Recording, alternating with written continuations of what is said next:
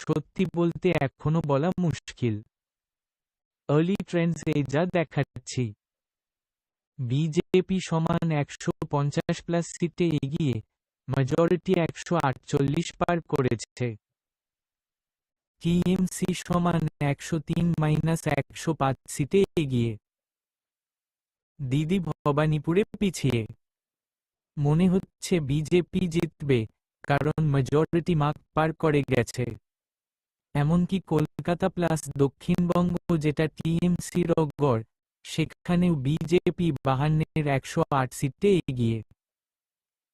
কিন্তু ভাই, 2021 ও early ট্রেন্ডসে BJP এগিয়েছিল, শেষে দিদি 213 সিট নিয়ে জিতেছিল। তাই ফাইনাল রেজাল্ট না আসা পর্যন্ত কিছু বলা যায় না।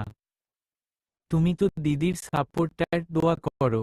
পলিটিক্সে লাস্ট বল এ 6 হয়ে যায় অনেক সময়।